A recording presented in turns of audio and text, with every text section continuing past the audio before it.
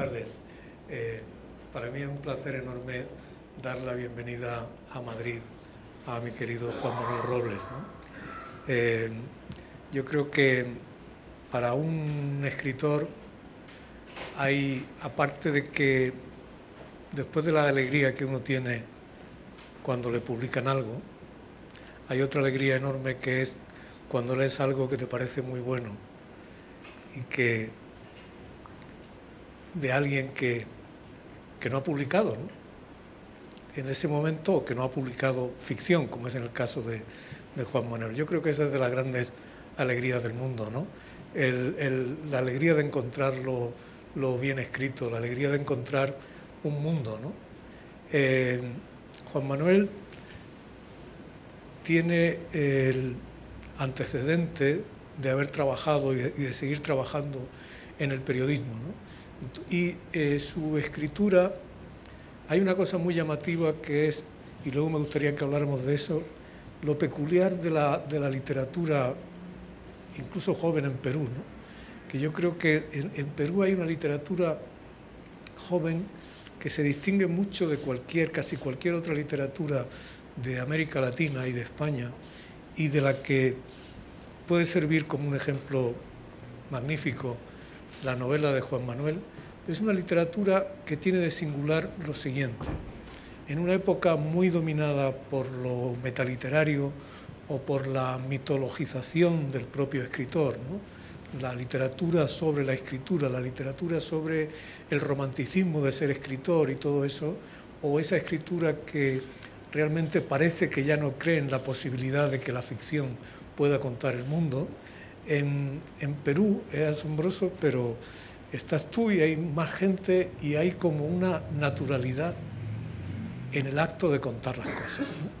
Y eso es algo que distingue mucho a la escritura peruana, y lo digo con la experiencia de haber trabajado bastantes años con escritores jóvenes y con escritores que empezaban a publicar de toda América Latina, ¿no? Hay una cosa que está en tu novela y que me parece muy importante porque es muy rara, y es que en tu novela está el tiempo histórico, está el tiempo público. Yo lo que noto mucho, y no sé si estarás de acuerdo, en la literatura, en mucha literatura latinoamericana y española de ahora, es una especie de ensimismamiento en lo privado, ¿no? Y de ensimismamiento en lo privado del escritor, que puede ser ingenioso y puede ser entretenido, pero a la larga me parece, a mí me gusta que la novela tenga una relación sustancial con el mundo, ¿no? Y una novela como la tuya tiene eso, ¿no? Hoy estamos aquí y me alegro mucho de que podamos celebrar en público el premio Princesa de Asturias para Richard Ford, ¿no? Y Richard Ford es otro escritor, ese ejemplo de escritor que hace una literatura completamente entregada al retrato del mundo, ¿no? Eso no quiere decir que por una parte esté una narrativa que cuenta el mundo y por otra esté una narrativa más experimental, ¿no? Cualquier buena novela es experimental, cualquier buena novela es un experimento, y una novela pero muchas veces la crítica deja eso por implícito, ¿no? Hay una cosa que es como el beso de la muerte en la crítica literaria en el mundo hispánico, que es cuando algo se dice que es realismo decimonónico, ¿no? O que es realismo, o que es costumbrismo, algo de eso, ¿no? Eso es lo último, ¿no?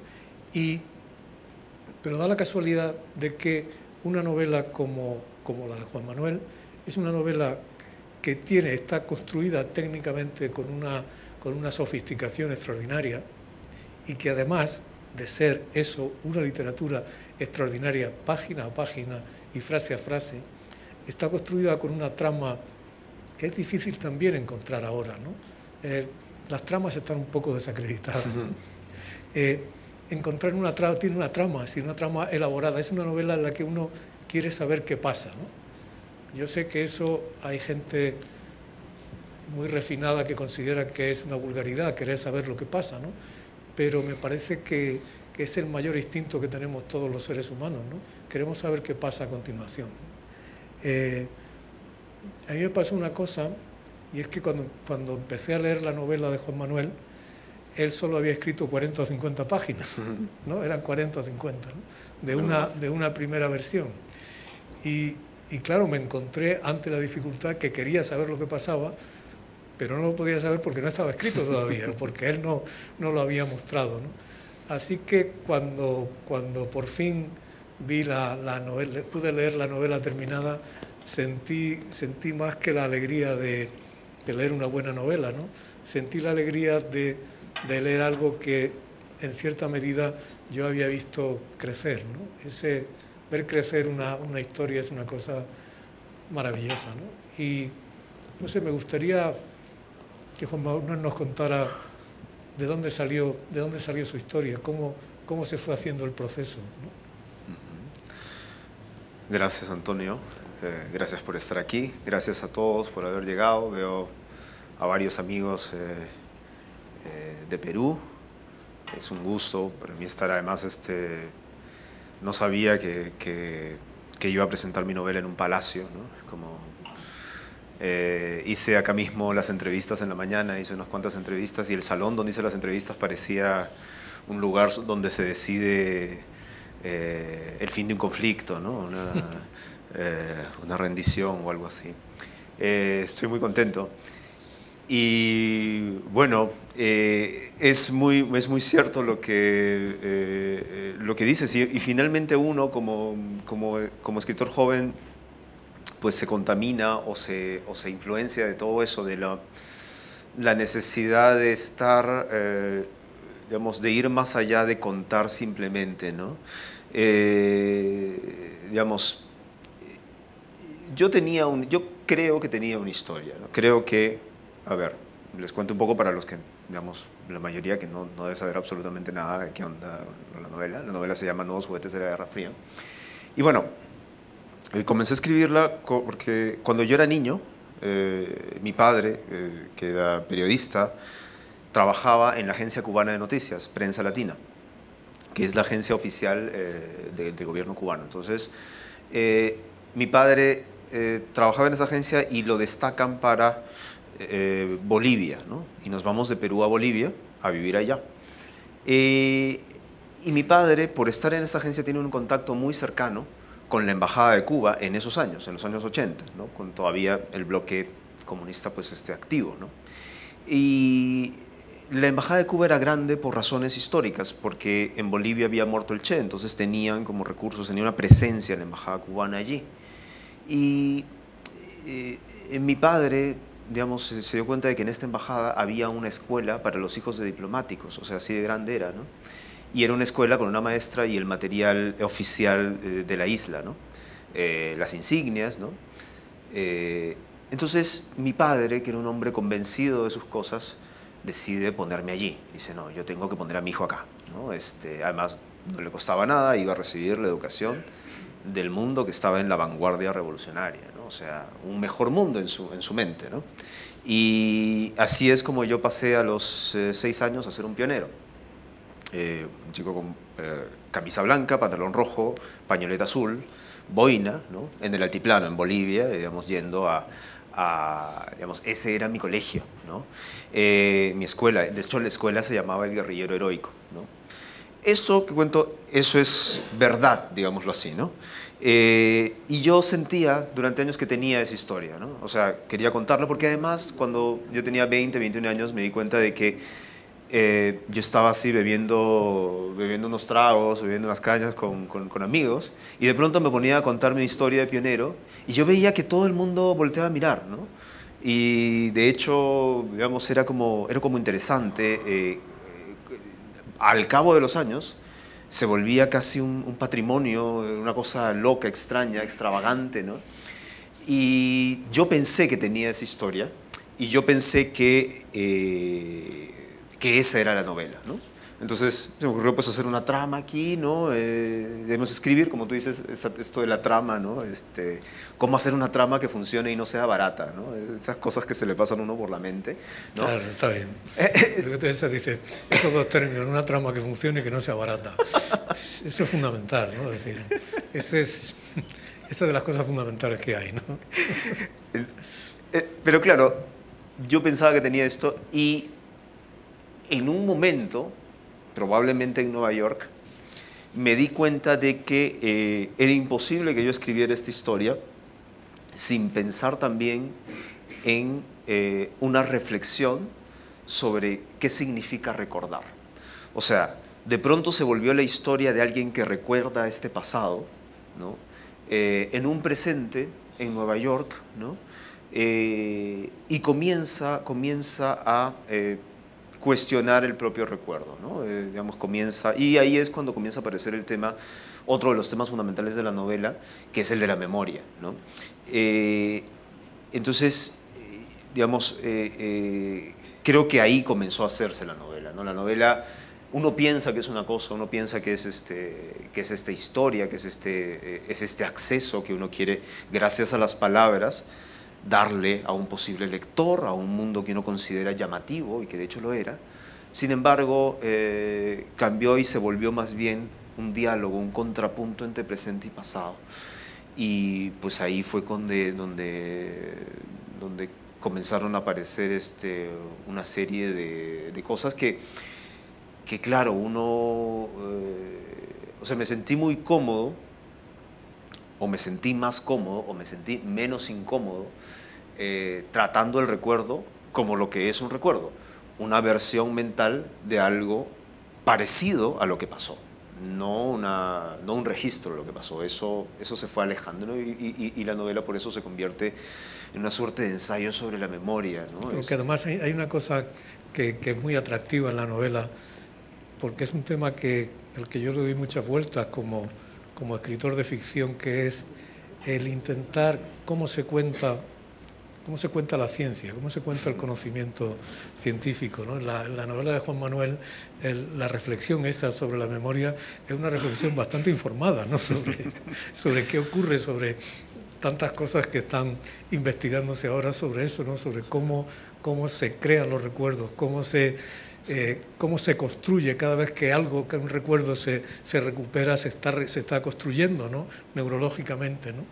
Y yo creo, fíjate, que yo siempre he pensado que una novela es el encuentro entre dos cosas, al menos, muy distintas entre sí, ¿no? Que se encuentran inesperadamente. Y me lo confirma, es decir, tú tenías la historia, y además está bien esa sensación, él ha dicho la palabra patrimonio, ¿no? Uno siente que tiene algo específico, que es su patrimonio, y que es algo que solo uno puede contar. No ya porque uno haya vivido esa experiencia concreta, sino porque eso toca algo fundamental de ti, ¿no? Y también está esa cosa que a mí me parece tan la atracción de lo específico en la literatura, ¿no? Cuando uno lee en las grandes novelas, ¿no? Cómo son las vidas, ¿no? Cómo son los trabajos, o cómo son las experiencias concretas, ¿no? Cuando tú lees en Naipaul, ¿no? Cómo es la vida de los emigrantes indios en Trinidad, ¿no? Es una cosa muy específica, ¿no? Y lo que cuenta Juan Manuel, el núcleo de lo que cuenta Juan Manuel, es extraordinariamente específico y tiene la ventaja de que, siendo muy específico, es también muy sintético. Quiero decir que, siendo una experiencia completamente singular, es decir, ¿quién ha vivido, quién que haya nacido en Lima ha pasado su infancia en Bolivia vestido de pionero cubano, ¿no?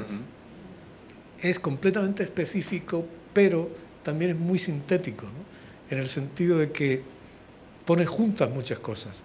Pone juntos el mundo de la memoria, visto de Nueva York, el mundo del compromiso político latinoamericano, y otra cosa que también que a mí es de las que más me seducen del libro, que está en el título sugerida también, que es la cuestión de la cultura pop. Es decir, las series de televisión, los muñecos, yo lo veo de una manera, claro, para mí esa serie de televisión, y todo eso lo veía yo, pero lo veían mis hijos, ¿no? Entonces, el ver eso desde la memoria de una persona mucho más joven también es muy atractivo para mí como lector, ¿no? Sí, bueno, hay varias cosas, ¿no? Es increíble cómo la novela es todo un proceso que uno va olvidando ya, ¿no? O sea, el propio Vargas Llosa ha hablado de del proceso de olvido de algo que estuvo tan presente, ¿no? Y ahora estoy recordando varias cosas, ¿no? Por ejemplo, lo de la memoria. Yo me obsesioné con la memoria. Yo me obsesioné porque en el momento en que vi que la memoria era un protagonista de mi novela, pues uno se obsesiona con los protagonistas para poder escribirlos, ¿no? Entonces, me puse a leer mucho sobre la memoria y hubo casualmente una clase de Muñoz Molina que, digamos, Antonio siempre tiene alguna sorpresa en sus clases, ¿no?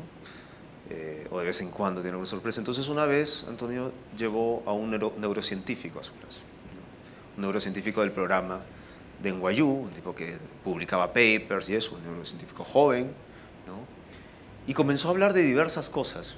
No habló tanto de la memoria, pero sí habló de la amígdala, que es el modulador del miedo en nuestro cerebro, ¿no? Digamos, y comenzó a hablar, digamos, de la farmacología de la amígdala, ¿no? Hay una serie de experimentos que se vienen trabajando allí. La amígdala además es fundamental en la memoria emocional, ¿no? Y yo comencé a leer mucho lo que podía, ¿no? Textos que estaban a mi alcance, textos de psicología de la memoria, ¿no? No tratando de hacer un texto científico, pero sí llegó un momento cuando me puse a leer eso en que me di cuenta, esto está en la cultura, esto está en este momento en la cultura, ¿no? Y bueno, digamos, de allí pasé a la locura de enrolarme, de matricularme en un curso del doctorado en neurociencia, ¿no? En un curso básico, ¿no? Del segundo semestre, ¿no? Donde pedí permiso para ir, para matricularme. Y después de varios días, pensando que no me iban a admitir nada, me dijeron que sí que podía ir, pero que había un problema, que como no era alumno de la facultad, no me podían asignar un cerebro, ¿no? Entonces yo dije, bueno, ni modo, ¿no? Antes ya tenía uno, ¿no? ¿Ah? Con el mío me basta, ¿no?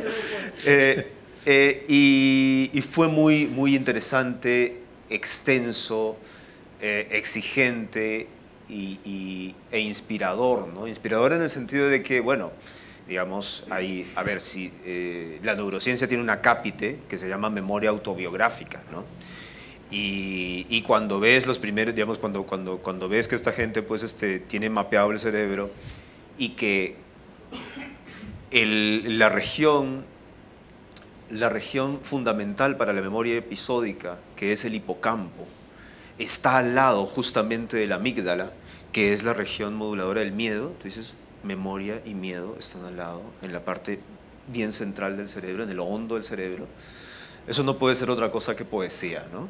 Entonces comienzas a jugar con esto y claro, obviamente otra vez, yo me acuerdo que cuando estaba muy metido en esto, escribía cosas que de ahí las veía y solo yo las podría entender, o sea, eran ya demasiado, ya me había metido mucho, ¿no?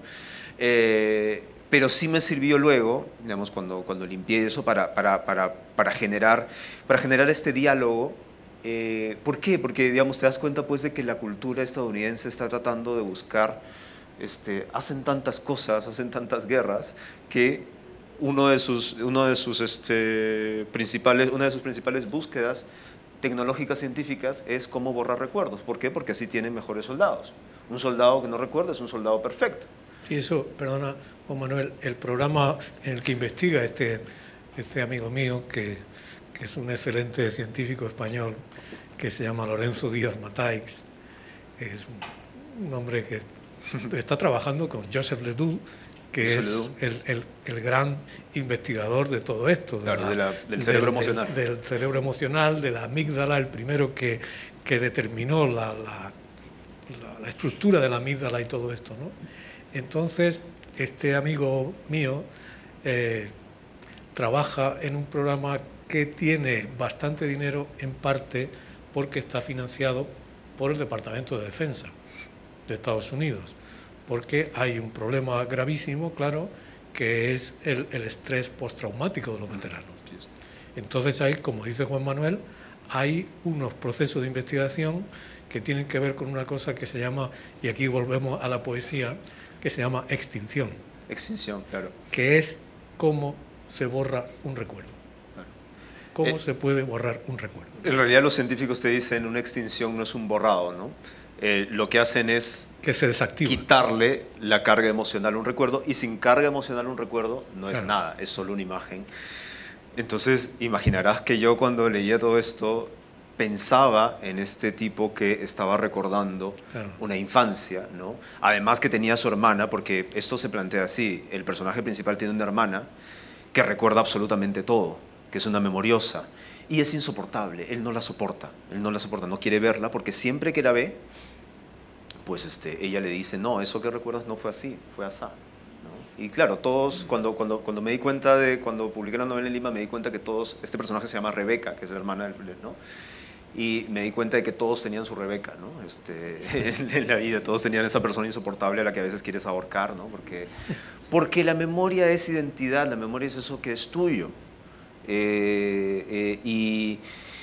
Y claro, por eso es otro dilema ético tan grande, la extinción misma, ¿no? El borrado, el eterno resplandor de una mente sin recuerdos, la película con Jim Carrey, ¿no? Tenemos nosotros derecho a hacernos eso, podemos ser, digamos, seguir llamándonos de la misma forma si hacemos eso, ¿no? Y claro, y lo interesante es que cuando yo voy a este vuelo, que yo no quería que ese vuelo fuera fundamental, porque no quería hacer una obra de ciencia ficción, sí me di cuenta de que después de que muchos hicieron este experimento, una investigadora también de NYU se dio cuenta de que, a ver, ¿qué pasa? El paradigma es el siguiente, ¿no? Es tipo eterno resplandor de una mente sin recuerdos. Cuando uno recuerda, está en realidad reconstruyendo la memoria, ¿no? La está destruyendo para volverla a construir, ¿no? Es un proceso de síntesis molecular profundo, ¿no? Es algo que es un reaprendizaje cada vez que uno recuerda algo, ¿no? Por eso las distorsiones se entienden, ¿no? Entonces alguien entendió que si nosotros tomamos cierta pastilla que evita el proceso sináptico en el momento en que estamos recordando, ya no vamos a tener ese recuerdo con la misma fuerza la siguiente vez que recordamos. Es el principio de esta película, ¿no? Pero después alguien descubrió que eso se daba naturalmente a la hora de recordar, y que eso era el principio de muchas de las terapias, de la psicoterapia. Claro. O sea, recordar de nuevo para quitarle cargas, para quitarle conexiones en realidad, ¿no? ¿Conexiones con qué? Conexiones con la amígdala, el sistema que regula el miedo, y irlo sacando, irlo separando, ¿no? Entonces, este principio de la reconsolidación en realidad me pareció fascinante, porque en verdad es darte cuenta de que tú puedes inducir cualquier distorsión, sobre todo a un niño, ¿no? Sobre todo a un niño. Entonces a mí me pareció como muy interesante en términos de, wow, o sea realmente, digamos, lo que creemos recordar, digamos, es una versión que ha sufrido todas esas transformaciones por nuestro propio recuerdo, por nuestra propia insistencia de recordar, ¿no? Y eso se ve pues en ejemplos como el de los llamados flashbulb memories, ¿no? Todos aquí pueden creer recordar lo que, digamos, tienen un recuerdo vívido de lo que estaban haciendo el 11 de septiembre, ¿no? El 11 de septiembre de 2001, ¿no? Ese recuerdo parece ser muy, muy vívido, ¿no? Pero pues luego investigaron, hicieron la comparación entre lo que decía la gente al día siguiente del 11 de septiembre y lo que decía 6 meses después y lo que decía 2 años después. Y no era que hubiera alguna diferencia en el color de la pared o del saco que tenías, no. Las diferencias implicaban estar con una persona en la que en el primer recuerdo no estaba, estar en un café que en ese momento no podías haber estado porque simplemente no existía, estar en una ciudad estar, por ejemplo, a 10 cuadras de donde sucedieron los atentados y estar en Brooklyn, ¿no? Era increíble el nivel de disolución. Entonces tú dices, pero toda esta gente está diciendo, lo recuerdo perfectamente. Bueno, eso te da una idea de que la sensación de precisión, el vividness, es una cuestión emocional. Entonces a mí me pareció muy inspirador en términos de que la educación sentimental que te generan, por ejemplo, el hecho de que te pongan héroes guerreros, en este caso, héroes, el Che Guevara, los héroes cubanos, ¿no? Es pues digamos, es un momento de confort emocional que, digamos, que va a llevarte, va a moldear tu cerebro y va a moldear tu identidad. Por eso es tan fuerte. Yo hasta ahora, a mí, digamos, ¿no? Y siempre lo digo, digamos, es un poco chistoso porque, digamos, yo soy como, yo digo, yo fui víctima de un adoctrinamiento, pues, ¿no? Pero, por ejemplo, a mí me cuesta ser crítico con el Che, ¿no? O sea, yo puedo hablarte mal de Fidel Castro, puedo hablarte mal de Cuba, de lo que han convertido en esa isla, ¿no? Pero el Che, tranquilo, o sea, ¿por qué? Porque, digamos, o sea, es una cara, es un rostro, claro. Es un rostro muy metido. Y yo creo que en ese moldeo también está, pues, están de lo que estábamos hablando, de los referentes pop, los dibujos animados, los héroes de infancia, ¿no?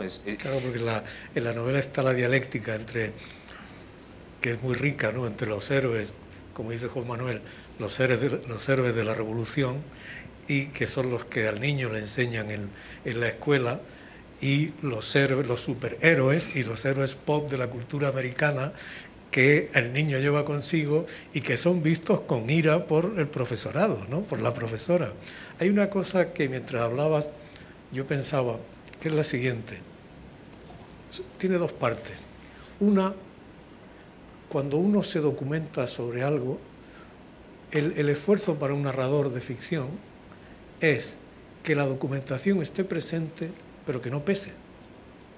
Es decir, ¿cómo haces para que lo que tú has conseguido averiguar y saber esté presente sin que pese sobre el relato, ¿no? Es decir, sin que se note que está poniéndose, que están mostrando todo lo que sabes, ¿no? Eso por una parte. Y luego hay otra cosa que es todas estas cosas que explicaba Juan Manuel. Hay una cosa en la que yo pienso cada vez más, que es la razón narrativa. Es decir, escribir ficción es encontrar una forma narrativa para sintetizar otras cosas, para sintetizar intereses, preocupaciones, lo que sea. Es como, sin ponerse de psicoanalista, es como los sueños, ¿no? Es decir, el sueño es la síntesis narrativa de una serie de experiencias filtradas por la memoria y todo eso, ¿no? Y lo interesante, lo más interesante, es cómo esos descubrimientos que él iba haciendo, cómo eso se convierte en relato. Es decir, en la novela no hay una divagación sobre la memoria, la infidelidad de la memoria, todo eso está convertido en relato.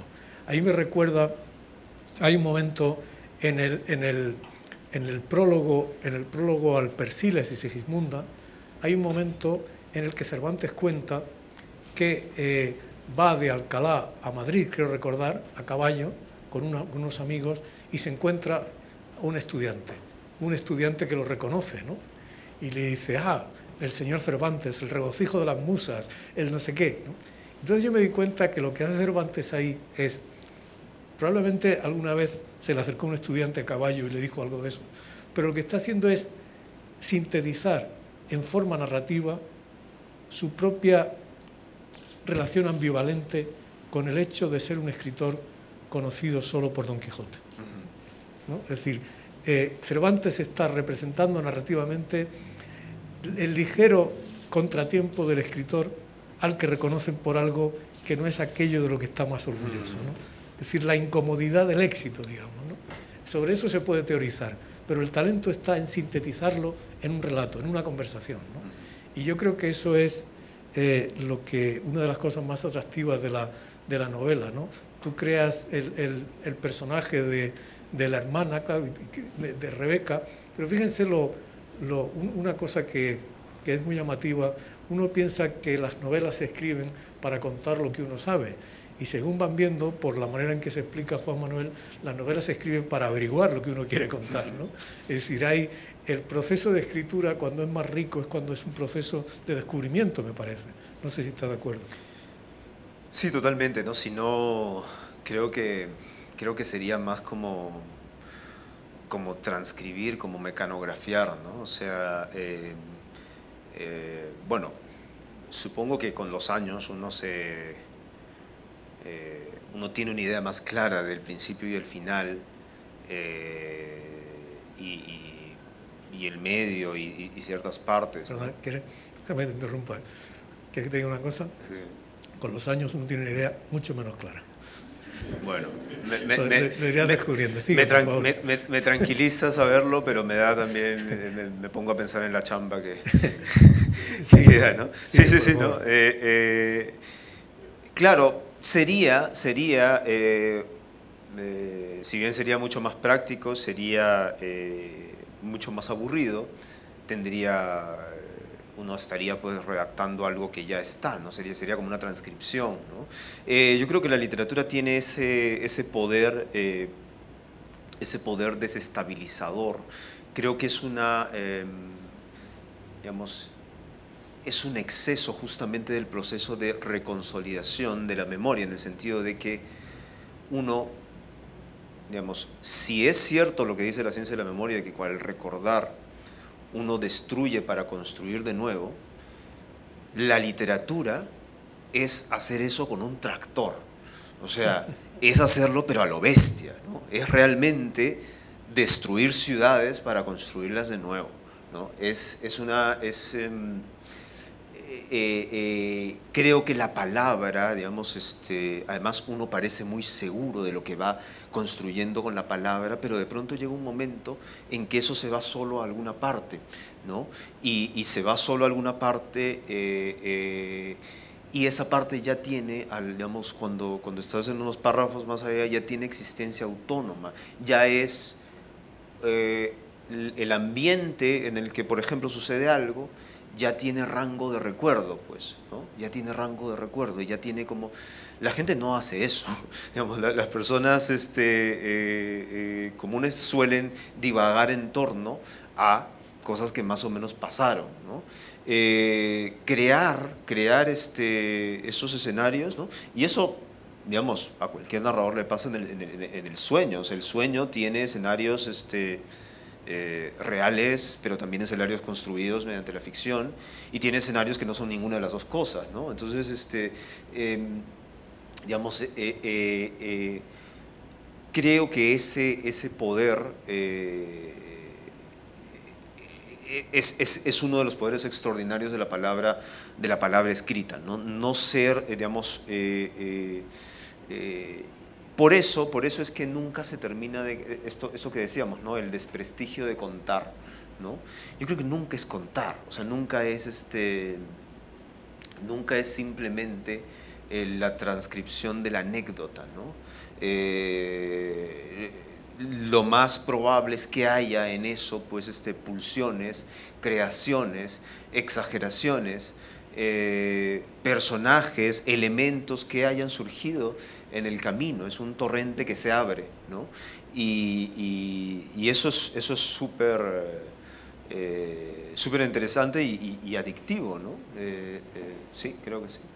Yo recuerdo que una de las cosas que más me influyeron a mí cuando quería empezar a escribir fue leer la orgía perpetua de Mario Vargas Llosa, ¿no? Me hizo una impresión porque en la orgía perpetua descubrí que algo que no había pensado, tenía 20 o 21 años, y era que escribir es un trabajo de entrega total y sistemática, ¿no?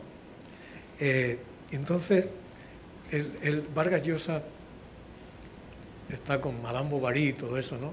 Y es verdad, tú ves, él defiende en esa época en la que a mí me parece que era un grandísimo novelista, esa técnica, esa solidez constructiva de Madame Bovary y de Flaubert, ¿no? Aquello terrible que decía, cuando tú lo leías eso con 20 años, decía, amo mi oficio como ama el el ermitaño al cilicio que le da placer, ¿no? Decía, yo he pensado, realmente amo yo tanto la literatura como eso, ¿no? Pero fíjate que la última vez que yo leí Madame Bovary, estaba leyendo Madame Bovary, que está en lo que parece todo tan medido, ¿no? Y de pronto me puse a leer al mismo tiempo la correspondencia de Flaubert. Y me puse a leer las cartas que escribía Flaubert a su amante, a Louise Collet, inmediatamente después de dejar de escribir Madame Bovary, ¿no? Y esas cartas son de un abandono total, ¿sabes? Son de una libertad inventiva, son de eso lo que tú dices, el torrente que se acaba de abrir, ¿no? Entonces, por una parte tienes esta cuestión súper concienzuda de decir, voy a dedicar 5 días a escribir una página de diálogo, y por otra parte tienes el derramadero de ponerse a escribir una carta sin control ninguno y escribir una literatura maravillosa, ¿no? Y yo creo, fíjate, que es que el arte de la novela es eso, ¿no? Es decir, tienes una parte de racionalidad y una parte de abandono, ¿no? Sí, totalmente. Yo creo que, y particularmente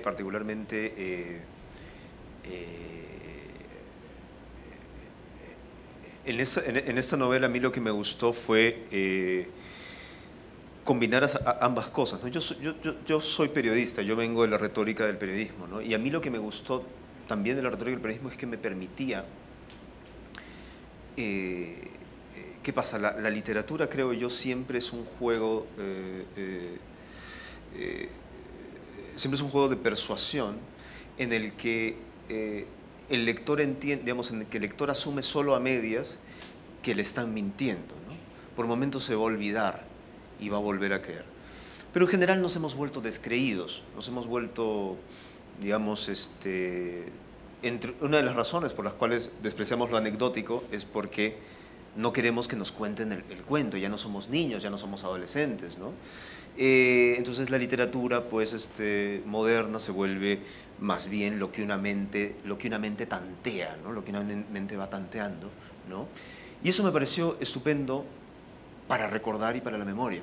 Pero yo decía, a mí me gusta también este lenguaje en que, digamos, en que la verdad todavía puede ser rescatada. ¿Y qué lenguaje es ese? Para mí es el lenguaje periodístico, es la textura periodística que por los momentos interviene en la novela. Por ejemplo, digamos, no es totalmente periodística, pero por ejemplo en los informes secretos. El informe secreto es un resquicio donde puede aparecer esa escritura de Dios. O sea, porque el informante secreto te dice la verdad, una verdad que tú no cuestionas. Ah, mira, esto es cierto, ¿no? Y además te habla como un susurro.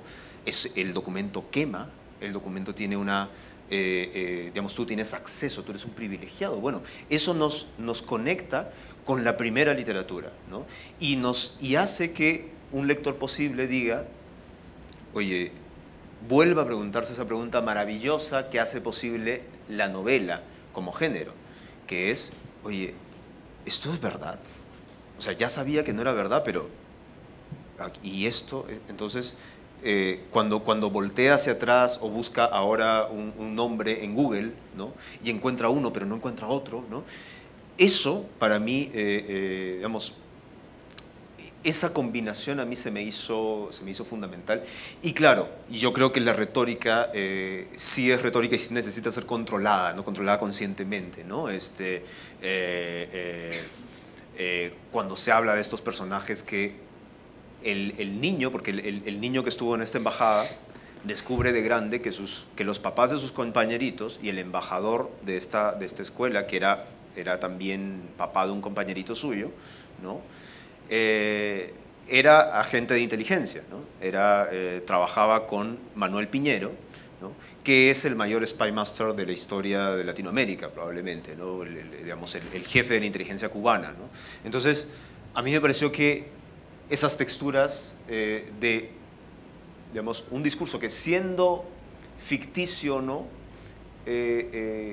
Puede darte esta ráfaga de realidad que te hace volver a pensar, ¿no? Estoy en qué territorio estoy, ¿no? ¿En qué territorio estoy? Y a mí me parece que para eso el tanteo funciona menos, ¿no? Por ejemplo, ¿no? vuelves a este lenguaje periodístico y ahí es cuando sientes que es una bendición tener tener ese entrenamiento anfibio, digámoslo así, ¿no? Porque eso, perdona, yo creo que vamos que yo le he pedido a Juan Manuel antes que lea un trozo del libro y me gustaría que, si tienen algo que decir, que habláramos.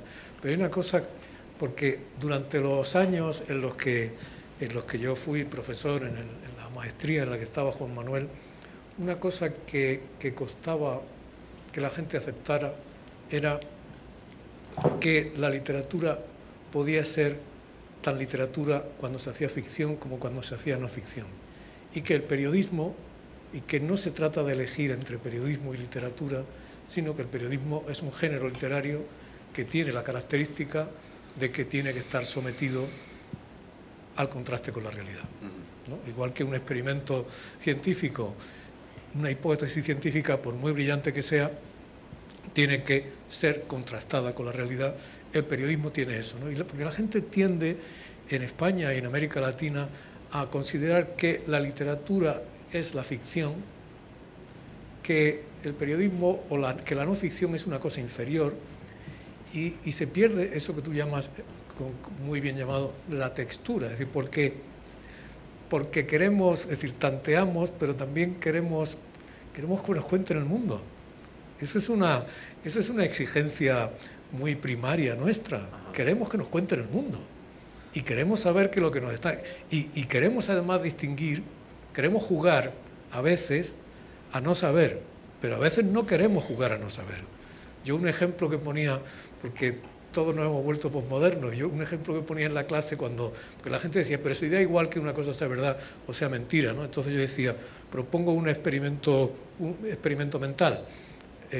Cuando llegues esta tarde a casa, te encuentras una carta en la pantalla de la computadora o en papel en la que tu novia le cuenta a otro hombre, le recuerda detalles de la tarde extraordinaria que han pasado en un hotel, ¿no? Clandestino. Y entonces, cuando llega tu novia, tú dices, pero esta carta, y entonces ella te dice, bueno, ¿qué importa? Es una narración. No importa si es real o no es real. Dice, claro que importa, a veces que sí importa. Y yo creo que lo grande de la ficción es cuando uno puede jugar a eso que llamaba Coleridge, la suspensión temporal y condicional de la incredulidad.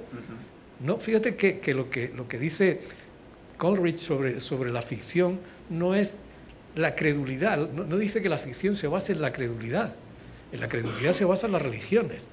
La ficción se basa en la suspensión temporal y condicional de la incredulidad, ¿no? Yo creo que eso es lo que hace que uno ame tanto el oficio, tanto leyendo como escribiendo, ¿no? Que te provoque esa emoción. Pero yo creo que igual, si te parece, dejamos que la gente hable, o si tú quieres leer antes o como... Sí, puedo leer una vez. Gracias, Teresa. Es que los libros, por mucho que se hable de ellos, para saber cómo son, hay que leerlos, ¿no? Entonces, por eso le he pedido a Juan Manuel que seleccione una página que lea.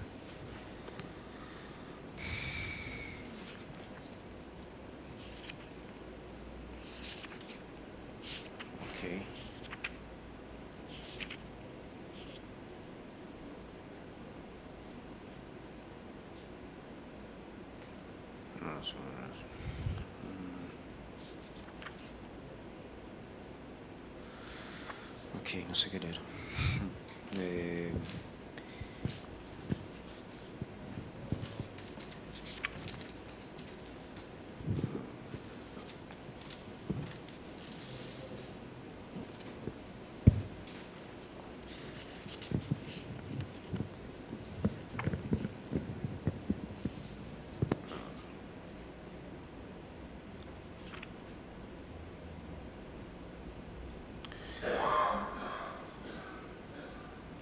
Ok.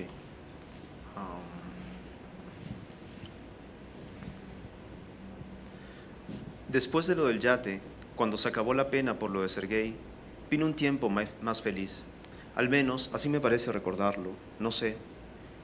La felicidad podría definirse como un periodo en el cual uno tiene un papel claro en la existencia y las añoranzas han desaparecido. Algo de rutinario hay en la felicidad. Aun quienes la viven viajando por diversos destinos encuentran la forma de estandarizar los momentos, de comprimirlos en cápsulas análogas, en vagones compatibles, y es por eso que de algún modo la felicidad genera una memoria continua y vaga, muy intensa en primer impacto, pero débil en el acopio de detalles, como si el torbellino imposibilitara la recolección, como si hubiéramos cruzado en tren bala por el paisaje más bello del mundo. Parece vivirse en cámara lenta la felicidad, parece ser el grado cero del estrés, pero la felicidad es ir más rápido, es tu armonía que encaja en la armonía del entorno, ya sin fuerza oponible, y por eso se recuerda así, como una pradera iluminada o como una puesta del sol en el mar, o el britral de una casa, segundos nada más, y luego ciertos rostros, ciertas voces y ciertos olores que se manifiestan. Y todo es esquivo, escurridizo, como un niño que te toca por la espalda y se ríe y se va corriendo. A ver, recuerda ese rostro. Creo que las conversaciones con Nuria están empezando a afectarme. Le preguntaré a ella si esto tiene algún sentido, quiero decir, si tiene alguna lógica que después de lo del yate todo pase más rápido en mi memoria. En todo caso, es así como lo siento. Aníbal se hizo más largo y alto.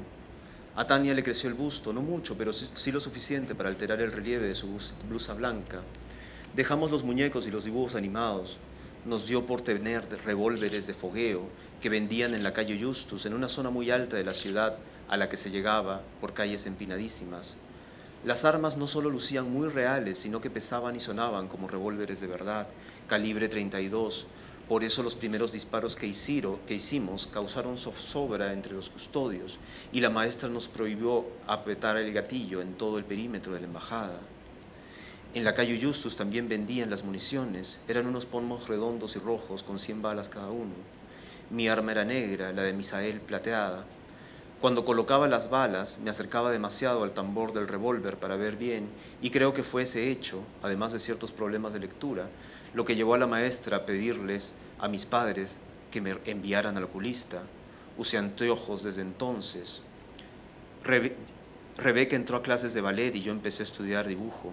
La maestra tuvo un accidente cuando volvía del lago Titicaca, después de pasar un fin de semana allí con Salvador. Le quedó una cicatriz en forma de rayo en la frente, pero aparte de eso no tuvo mayores secuelas. Mi padre cambió su Lada Niva por un Mitsubishi Montero.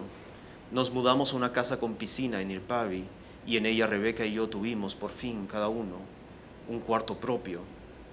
Mis padres hablaban de cuando en cuando sobre pasar unas vacaciones en La Habana juntos, como en 1983.